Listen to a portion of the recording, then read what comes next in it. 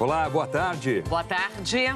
A Câmara dos Deputados aprova a proposta de emenda constitucional que diminui a autonomia do governo sobre as despesas. O chamado orçamento impositivo segue agora para o Senado. O mercado financeiro reage. A Bolsa de São Paulo cai e o dólar sobe. São Paulo. Prorrogado o prazo do mutirão que leva milhares de pessoas para as ruas em busca de emprego. O ministro da Educação, Ricardo Vélez, explica a demissão do presidente do INEP. Diz que Marcos Vinícius Rodrigues puxou o tapete ao suspender a avaliação dos alunos em fase de alfabetização sem consultá-lo. Susto em Goiás. Trabalhadores abandonam uma indústria depois do vazamento de gás tóxico. A polícia prende o homem que tentou matar a ex-companheira em São Paulo. O ministro Sérgio Moro vai ao Senado defender o pacote anticrime. Venezuela. O líder da oposição, Juan Guaidó, apresenta um plano contra o governo Maduro. O parlamento britânico vota hoje alternativas para a saída do Reino Unido da União Europeia. E a despedida ao jornalista Rafael Hensel em Chapecó.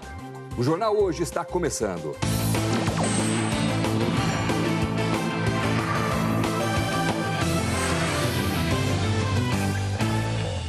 (1.500 pessoas que receberam senha na gigantesca fila de emprego que se formou no centro de São Paulo começaram a passar hoje pelo cadastramento e também pelas entrevistas. É tanta gente que os organizadores ampliaram o prazo de atendimento que agora vai até a semana que vem. A fila do desemprego em São Paulo virou a fila da oportunidade para Neide. Pago aluguel, água, luz, tudo atrasado. Difícil. Aí eu vendo meu café para poder me manter. Eu passei despejada da minha casa por falta de pagamento. A Neide trabalhou como auxiliar de limpeza de um hospital. Até conseguiu outro emprego, mas... Infelizmente, porque eu não tinha oitava série, eles não quis pegar. Tem muito curso para vocês se aperfeiçoar. Nesses mutirões de emprego, a falta de preparo do candidato tem se mostrado determinante, porque cerca de 30% das vagas oferecidas pelas empresas não têm sido ocupadas justamente por esse motivo. A demanda por qualificação existe. Em nenhum momento essas cadeiras ficam desocupadas. É muita gente preenchendo ficha para fazer um curso de graça. O pouco provável aqui é ter vaga para todo mundo. Depois de 11 horas na fila e de ter saído do mutirão sem a garantia de emprego, o Alexandre ainda teve forças para preencher a ficha para curso de eletricista. Ontem, a gente encontrou com ele na fila. Se não fosse minha irmã me ajudando, eu estaria em situação de rua. Como eu já tive que ficar 2 meses na rua no começo do desemprego, eu não tinha para onde ir. A dona Francisca quer emprego de cuidadora de idoso, vendedora, operadora de caixa, o que tiver. Veio ontem, pegou senha, passou a noite na fila e hoje recebeu uma pulseirinha com um site para se cadastrar. Vou esperar. Então vou conseguir. Mas há esperança. O Bruno só trabalha nessa pet shop porque foi chamado depois do mutirão do ano passado. Fiquei sabendo sobre o mutirão, né? Aí eu resolvi participar do mutirão, né? Foi com uns 15, 20 currículos embaixo do braço.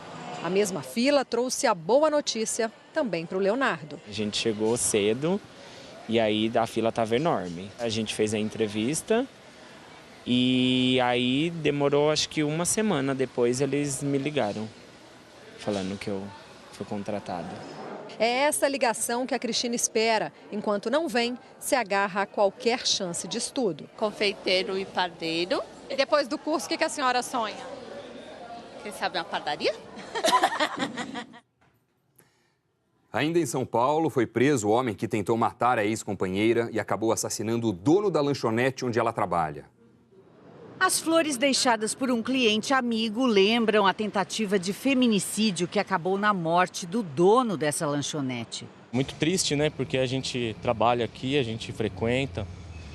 É uma coisa muito bárbara, né? O alvo seria a garçonete Natália Pessoa Santos. Ela estava separada há pouco mais de um ano e vinha sendo perseguida pelo ex-marido, inconformado com essa separação. Ele já tinha vindo até o trabalho dela armado com uma faca. Chegou a ficar 3 meses preso por ameaça. Ontem, a Natália estava varrendo aqui a calçada quando viu o ex se aproximando. Ela correu para dentro e o pior aconteceu com o patrão dela. Uma câmera de segurança virada para a rua gravou Jonathan, o ex-marido de Natália, chegando à lanchonete. Ele, de branco, vira a esquina, entra e logo em seguida vai em direção à ex-mulher com a arma na mão. Depois de atirar, sai correndo e foge pelo mesmo caminho de onde veio. Dentro da lanchonete é possível ver o comerciante Carlos ferido e caindo. O comerciante foi socorrido, levado para o hospital, mas não resistiu. Denunciado pelo próprio irmão, Jonathan foi preso horas depois do crime. A garçonete, sem coragem para ir ao velório, aceitou falar com a repórter Natália Ariede por telefone. Não tenho nem cabeça para falar com a família essa hora. Sinto muito. Ele foi preso, mas nada vai trazer a vida de volta, no seu caso. Natália, de 25 anos, contou que tinha medida protetiva, mas que nunca se sentiu segura, mesmo com a decisão judicial que mandava o ex ficar longe dela. Para ele isso daí não valia de nada. Você ainda tem medo do Jonathan? Com certeza, com certeza. Ele era uma pessoa possessiva, muito possessiva. Ele me batia com palavras, entendeu? Me ofendia só com palavras. A Secretaria de Segurança Pública de São Paulo disse que Jonathan foi indiciado por homicídio qualificado e também por tentativa de homicídio. O Ministério Público em São Paulo abriu inquérito para apurar as denúncias sobre as péssimas condições às quais moradores de rua são submetidos em alguns albergues públicos de São Paulo.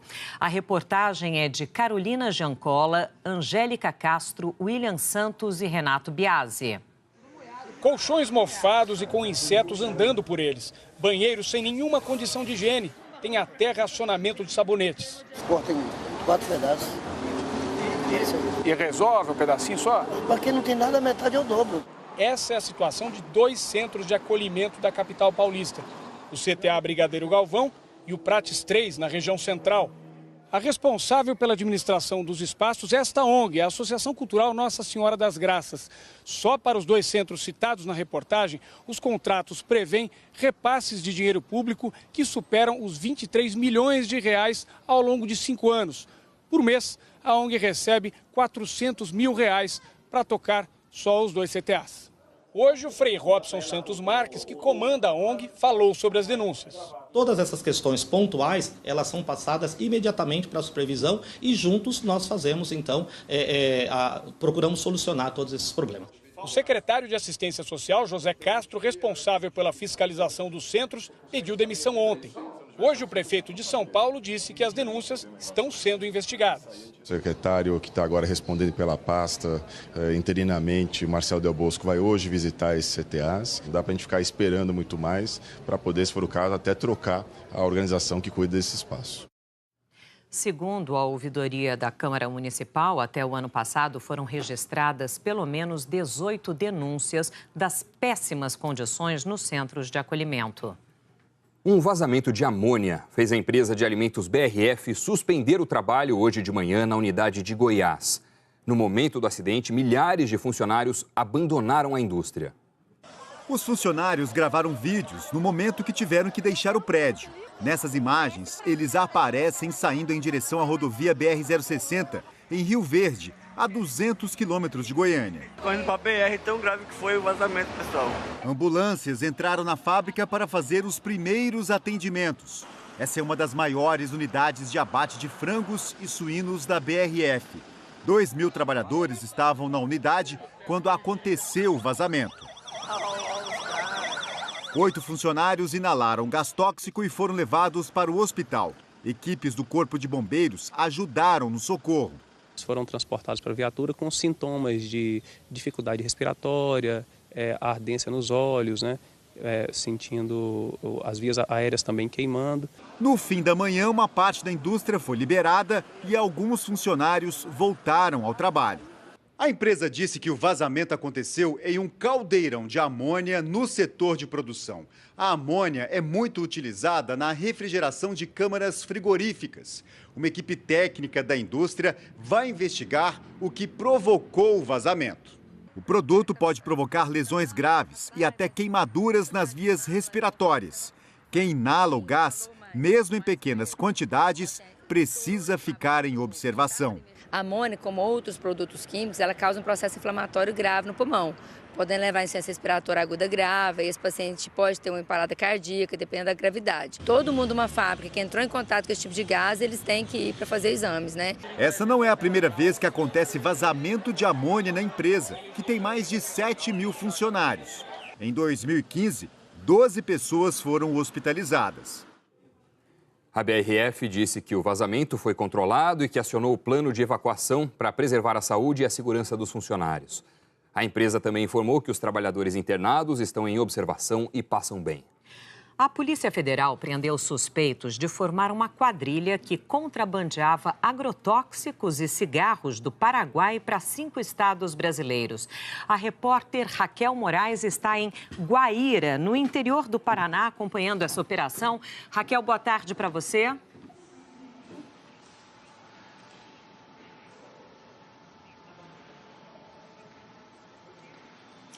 Oi, Sandra, boa tarde a todos. A Polícia Federal prendeu 7 pessoas e cumpriu 17 mandados de busca e apreensão no Paraná e em outros 4 estados, Mato Grosso do Sul, Mato Grosso, também o Pará e Tocantins. Um suspeito está foragido. A polícia encontrou armas e munição e diz que o grupo transportava cerca de 2 toneladas de agrotóxicos que entravam no Brasil por Guaíra e eram levadas para Mato Grosso. O grupo também vendia cigarros paraguaios. Segundo a PF, os chefes da organização são aqui da região de Guaíra. Um casal foi preso na casa de luxo em que morava e a suspeita é de que essa quadrilha lavava dinheiro do contrabando comprando bens aqui no Brasil. A Polícia Federal também disse e afirmou que essa quadrilha criou 2 empresas de fachada para conseguir emitir notas fiscais e assim transportar o contrabando. Sandra. Ok, Raquel, muito obrigada pelas suas informações. Está sendo velado neste momento o corpo do jornalista Rafael Renzel, um dos 4 sobreviventes brasileiros da tragédia da Chapecoense. Rafael Renzel morreu ontem à noite durante uma partida de futebol. O luto se estende por Chapecó. No velório de Rafael Renzel, familiares, amigos e admiradores prestam homenagens. O jornalista jogava futebol com os amigos quando teve um infarto. E tentamos reanimar ele por 3 vezes. Ele convulsionou antes disso, tentou vomitar, não conseguiu. Mas naquele momento ele já fechou o olho, né? Renzel era um dos 4 sobreviventes brasileiros do acidente em 2016, com o avião que levava a delegação da Chapecoense e jornalistas para a final da Copa Sul-Americana contra o Atlético Nacional de Medellín, na Colômbia. No acidente, 71 pessoas morreram. Os outros sobreviventes, os jogadores Neto, Follman e Alan Ruschel, estiveram no velório, mas preferiram não dar entrevista. O filho de Renzel, Otávio, de 14 anos, recebeu o abraço dos colegas da escola. Um dia muito triste para todos nós.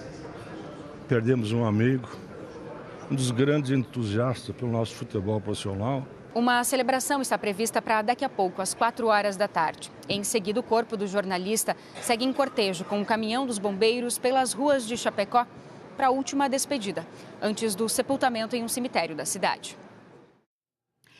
O ministro da Justiça e Segurança Pública, Sérgio Moro, foi hoje ao Senado, onde está falando sobre as ações à frente do Ministério e está detalhando o pacote anticrime. A proposta ainda não começou a tramitar no Congresso e a gente conversa agora com Camila Bonfim, que está acompanhando. Camila, boa tarde. Oi, Sandra, boa tarde para você, boa tarde a todos. Olha, o ministro Sérgio Moro, da Justiça e Segurança Pública, já está há mais de 3 horas falando aos senadores sobre esse pacote anticrime do governo, que foi apresentado por ele aqui na Câmara. Lembrando que ele está na Comissão de Constituição e Justiça do Senado, o Senado que é a segunda etapa da votação desse pacote anticrime. Ele, então, está explicando que aqui na Câmara, por exemplo, esse pacote já começou a tramitar. Lembrando que há um grupo de trabalho de deputados que está analisando esse pacote do ministro Moro e também está mesclando com pontos de outra proposta, que é feita por um grupo de trabalho do Conselho Nacional de Justiça, coordenado pelo ministro Alexandre de Moraes, do Supremo Tribunal Federal. Essa outra proposta tem muitos pontos voltados à segurança pública e há pontos também nessa proposta defendida pelo ministro Alexandre de Moraes que tratam de crime organizado, portanto, tratam de vários crimes, inclusive de corrupção. A gente vai ouvir agora, então, um ponto da sonora da entrevista do que o ministro Sérgio Moro está falando à Comissão de Constituição e Justiça em relação ao pacote que ele apresentou e que ele disse que o que é importante entre esses 2 pacotes é que se aprove um projeto para combater o crime. Vamos ouvir. O projeto do ministro Alexandre de Moraes é um bom projeto. Não tem nenhum problema dele ser também votado e deliberado, ainda que seja em conjunto. Tem alguns pontos comuns, mas qualquer comparação até dos dois textos vai verificar que, apesar de algumas convergências, que eu nunca, aliás, neguei, o meu projeto é um pouco mais amplo, tem medidas diferentes. Por exemplo, a execução em segunda instância. E no projeto do ministro Alexandre tem também algumas medidas que não estão no meu. Mas aí vale aquela velha história, aquele velho ditado, né? Não importa a cor do gato, importa que ele pega o rato. Se a legislação é boa, não importa quem é o autor, vamos aprová-las, não tem nenhum problema em relação a isso, certo? Então, inclusive, nós conversei com o ministro Alexandre, nós podemos aí resolver sem maiores dificuldades, mas os projetos são diferentes. Na proposta defendida pelo ministro Alexandre de Moraes, por exemplo, a construção de bens e também de dinheiro que sejam provenientes de atividade criminosa, ou seja, dinheiro e também imóveis e propriedades que venham dessa atividade de organização criminosa. Portanto, há também esse ponto relacionado à corrupção de forma indireta, mas que vem a partir das investigações. O pacote apresentado pelo ministro Moro tem outros pontos, como ele mesmo estava explicando há pouco, e ele também defendeu hoje, voltou a defender, então, a prisão após a condenação em segunda instância. Vamos ouvir. Sei que é um tema controvertido, não é? Respeito as opiniões em contrário, mas o fato é que, se o processo penal não chega ao fim em tempo razoável, de nada adianta nós elevarmos penas de crimes, tornarmos o sistema mais rigorosos, se não há perspectiva real da aplicação da lei. Então, nós estamos prevendo de uma maneira clara na legislação ordinária a execução provisória em segunda instância, baseados em 4 precedentes do Supremo Tribunal Federal, nesse sentido, desde 2016. Também em Brasília, o ministro da Educação, Ricardo Vélez Rodrigues, disse que exonerou o presidente do INEP porque ele suspendeu a avaliação dos alunos em fase de alfabetização sem consultá-lo. Vélez participou hoje de manhã de uma audiência na Comissão de Educação na Câmara dos Deputados. O ministro fez uma rápida apresentação e em seguida respondeu a perguntas. A primeira já foi sobre a exoneração do presidente do INEP, publicada no começo da noite de ontem no Diário Oficial. Me parece, com muito respeito que eu vou dizer aqui, que Vossa Excelência não tem controle algum no Ministério da Educação. Em menos de 3 meses, nós temos mais de 15 exonerações em cargos estratégicos importantes e 6 recuos do Ministério da Educação. Na segunda-feira, o então presidente do INEP, Marcos Vinícius Rodrigues, assinou a portaria adiando a prova de avaliação da alfabetização das crianças do 2º ano do Fundamental. Ontem, a portaria foi anulada pelo ministro Vélez Rodrigues. Em entrevista à TV Globo, o ex-presidente do INEP criticou a gestão da pasta e disse que atendeu a uma solicitação do secretário de alfabetização do MEC na edição da portaria. Eu tinha que publicar a portaria e eu tinha como respaldo uma portaria que foi feita por 2 diretores do INEP, pelo secretário de alfabetização do MEC, tá? além de todos os colaboradores, e tinha ainda um documento à parte em relação à não inclusão da alfabetização. O ministro deu a versão dele para a demissão e disse que o ex-presidente do INEP não agiu corretamente no episódio. O diretor-presidente do INEP puxou o tapete. Ele mudou de forma abrupta o entendimento que já tinha sido feito para a preservação da base nacional curricular e fazer as avaliações de comum acordo com as secretarias de educação estaduais e municipais. Realmente considerei um ato grave, um ato que não consultou o ministro, se alicerçou em pareceres técnicos, mas não foi debatido no seio do MEC. No meio dessa crise, programas e políticas de educação estão indefinidos. Em ofício enviado aos secretários de educação e aos gestores dos municípios, o MEC disse que os programas em execução encontram-se sob análise, especialmente sobre as possibilidades e as restrições orçamentárias para esse ano. O ex-presidente do INEP também disse que presenciou a paralisia dentro do Ministério. Nós temos hoje uma estrutura parada. Nós temos uma estrutura parada há 3 meses, senhora. Perfeito, parada. Se a senhora for Eu tive no MEC, logo após algumas crises, que tem aquelas crises, a cada 15 dias nós temos uma crise, você passa 2, 3 semanas atrás, no 8º andar, você não encontrava ninguém, todos foram demitidos. Hoje na Câmara, o ministro também disse que está trabalhando e que os resultados demoram a aparecer. Vélez afirmou que fica no cargo enquanto o presidente quiser e que só fez mudanças de cunho administrativo no ministério. Ficarei no ministério até que o senhor presidente me diga, olha, os seus serviços, muito obrigado, tchau. Ficarei desenvolvendo o plano de trabalho que me tracei desde o início. Mas tenham, senhores, claro, uma coisa, uma determinação. Não faço mudanças de cunho político, só de cunho administrativo. Um dia depois do cancelamento da ida do ministro da Economia, Paulo Guedes, à CCJ, o secretário da Previdência, Rogério Marinho, foi hoje à Comissão de Seguridade Social para explicar a reforma. O presidente da Comissão de Constituição e Justiça considera a página virada o mal-estar provocado pelo cancelamento da vinda do ministro da Economia à Câmara. É uma página virada, acho que foi uma coisa normal. O momento talvez não fosse o mais propício, no entanto, semana que vem o cenário estará melhor e ele virá à comissão para explicar o projeto. Felipe Francischini, do PSL, se reuniu ontem à noite com Paulo Guedes. Disse que o ministro confirmou a presença na CCJ na quarta-feira que vem. O secretário especial da Previdência, Rogério Marinho, apareceu para falar no lugar de Paulo Guedes, mas a comissão preferiu não ouvi-lo e refez o convite de audiência para o ministro. Marinho voltou hoje à Câmara para falar da reforma da Previdência, mas em outra comissão, a de Seguridade Social e Família. Para o secretário, atritos serão naturais durante o debate da proposta. Os conflitos são absolutamente naturais na nossa vida democrática, né?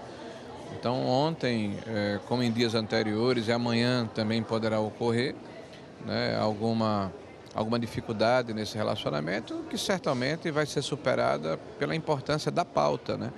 A pauta que nós estamos debruçados, que é a reestruturação do sistema previdenciário no país, ela se impõe, ela é muito mais relevante do que posições de governo ou posições circunstanciais aqui dentro do parlamento. Rogério Marinho reafirmou para os deputados que a reforma acaba com privilégios. O secretário falou ainda que o governo vai se empenhar para manter a possibilidade de mudanças na Previdência feitas por leis complementares, que exigem menos votos, e ainda para deixar no texto as alterações na aposentadoria rural e no benefício de prestação continuada, o BPC, pago a idosos de baixa renda.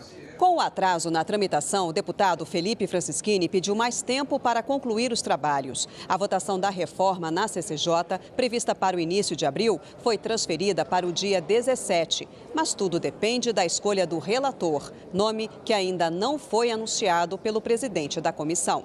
O líder do PR, partido que compõe a maioria na Câmara, cobrou pressa na indicação. Eu acho que o relator já deveria estar indicado.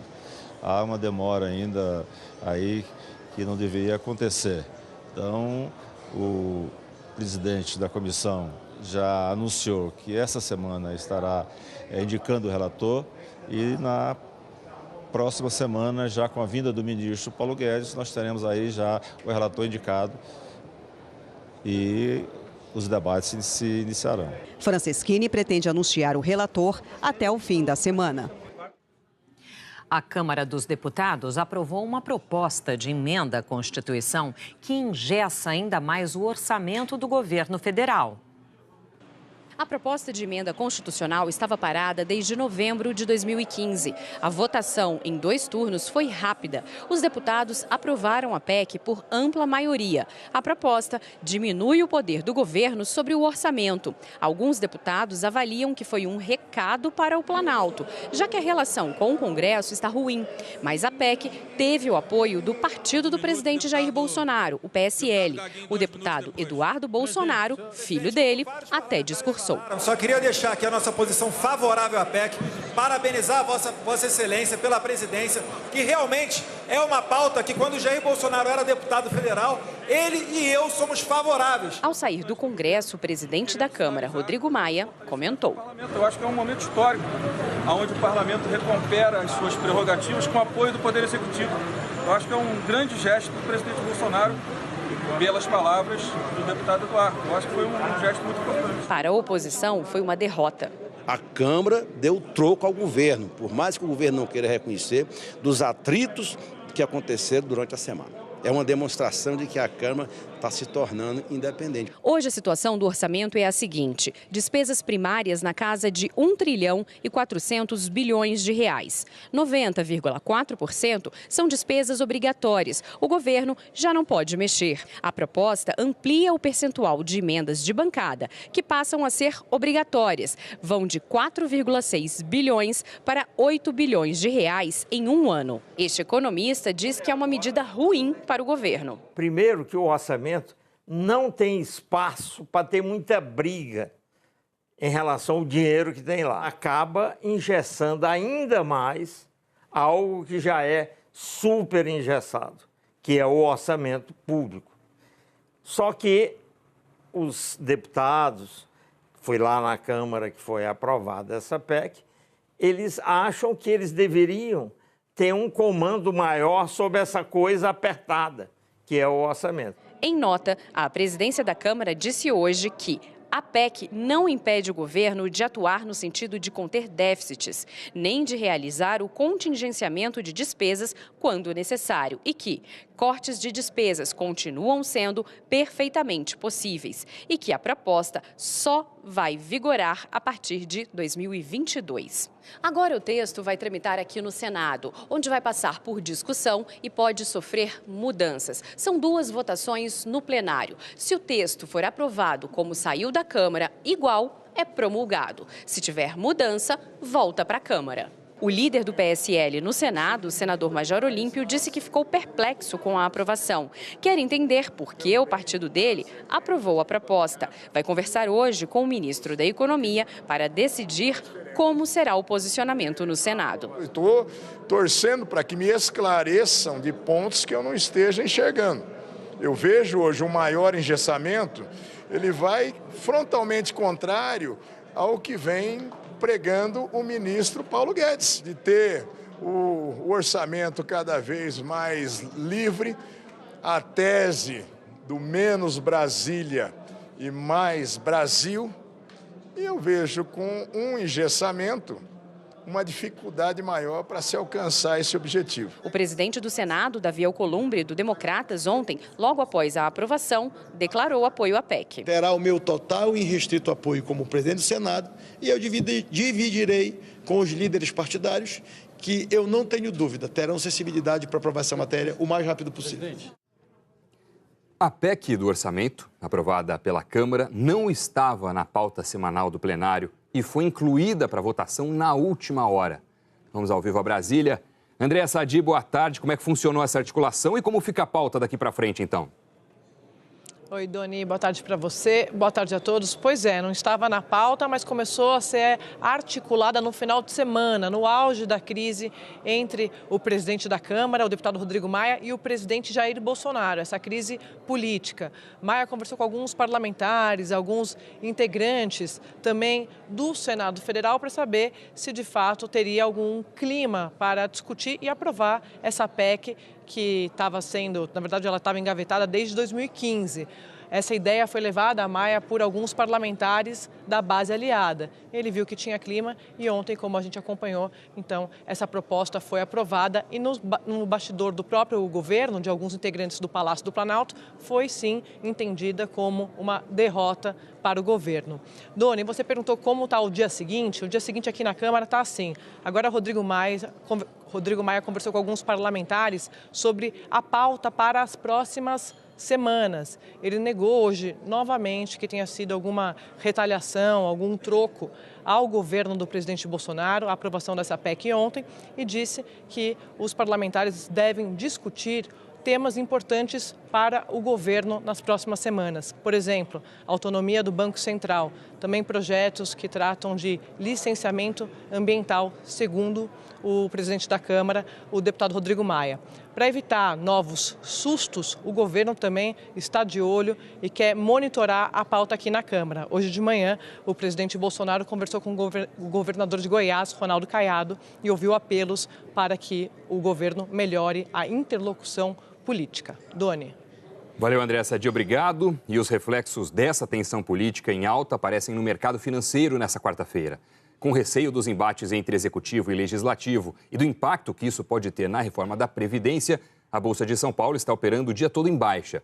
Neste momento, a queda é de 2,19% aos 93.224 pontos. E o dólar, por outro lado, opera em alta, que passa de 2%, cotação de R$ 3,95, patamar inédito nesse ano.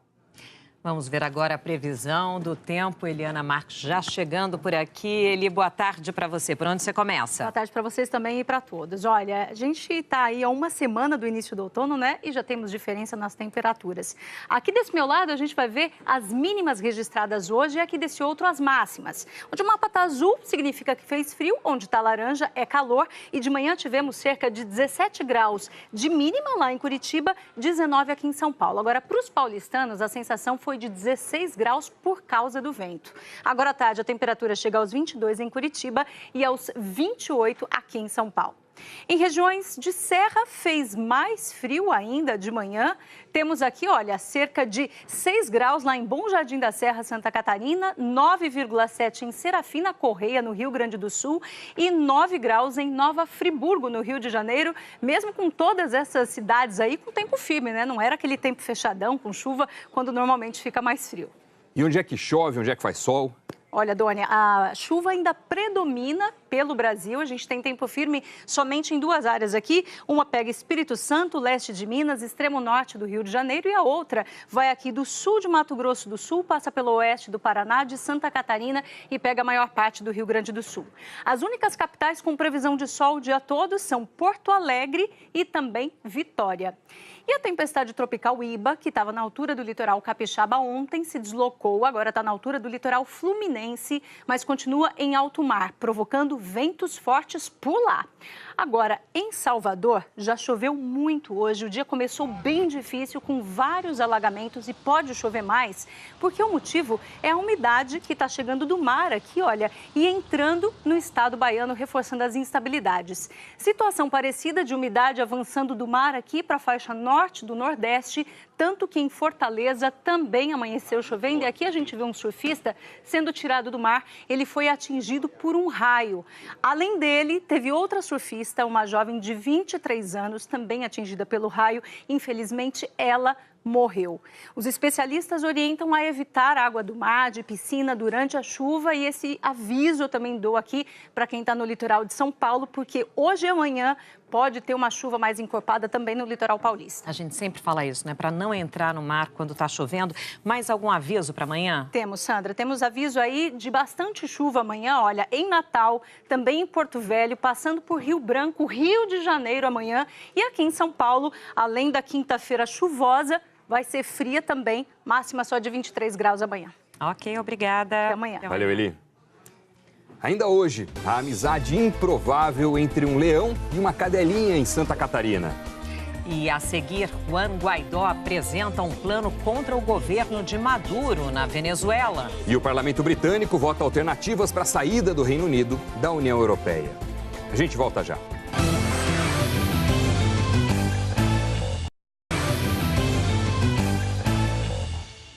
O parlamento britânico vota hoje uma série de alternativas para a saída do Reino Unido da União Europeia. Vamos direto a Londres falar com a Cecília Malan, que está acompanhando bem de perto toda essa história, onde exatamente os parlamentares decidem o destino do Reino Unido nessa união. Olá, como vai, Cecília? Boa tarde, Doni. Sandro, boa tarde a todos. Olha, a minha novela favorita foi estendida e os próximos capítulos estão cercados de suspense. O líder da casa escolheu 8 votos indicativos que estão sendo debatidos neste momento. Em seguida, cada parlamentar vai escolher as opções de Brexit que ele ou ela mais apoia. Sair sem acordo, uma versão mais light do plano da primeira-ministra, a proposta alternativa da oposição, uma segunda consulta popular ou até mesmo cancelar tudo.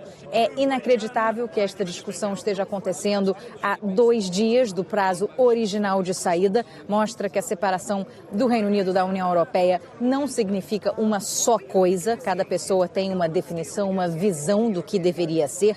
Muitos políticos defendem agora uma eleição geral, mas com os 2 principais partidos em completa desordem, é difícil ver como isso resolve o impasse. Hoje, mais cedo, o presidente do Conselho Europeu, Donald Tusk, disse que o bloco não pode ignorar a petição sobre a anulação do Brexit, que já tem quase 6 milhões de assinaturas. Ele defendeu também uma longa extensão para que o Reino Unido possa repensar a sua estratégia. Doni, Sandra.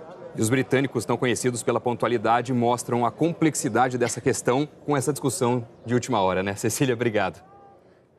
Bom, a gente fala de um outro momento bastante delicado, esse na Venezuela. O líder opositor Juan Guaidó está apresentando, neste momento, um plano para a saída do presidente Nicolás Maduro do poder.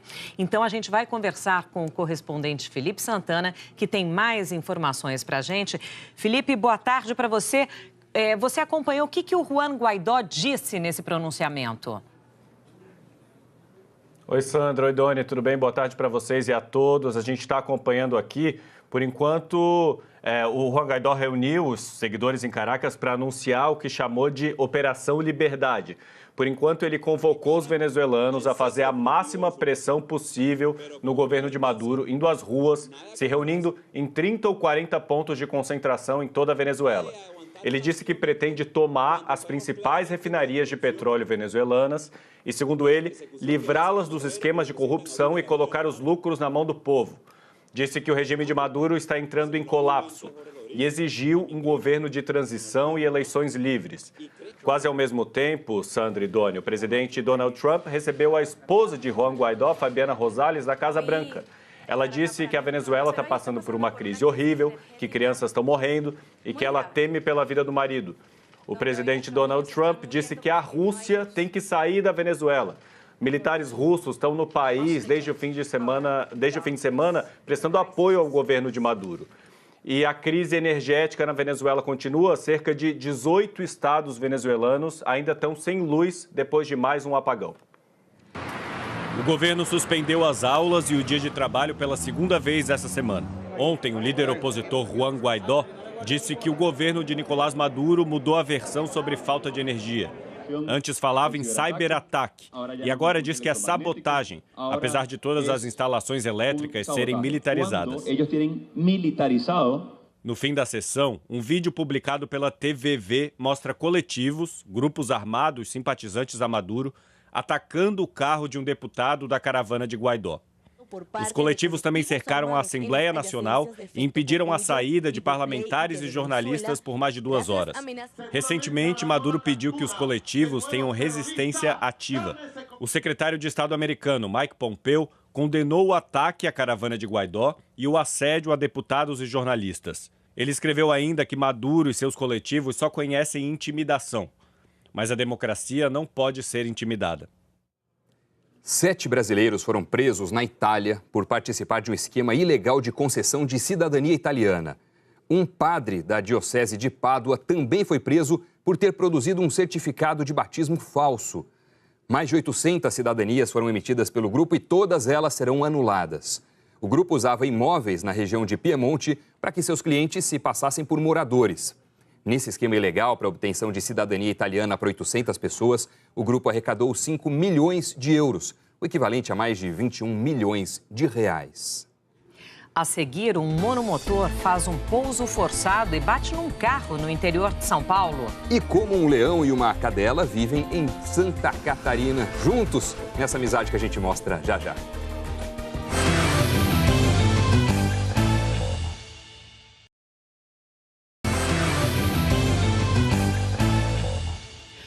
Um avião monomotor fez um pouso forçado hoje de manhã numa rodovia do interior de São Paulo. O incidente foi pouco depois das 10h30 da manhã na rodovia Dom Pedro I, em Bom Jesus dos Perdões. Um carro foi atingido no pouso, mas ninguém ficou ferido.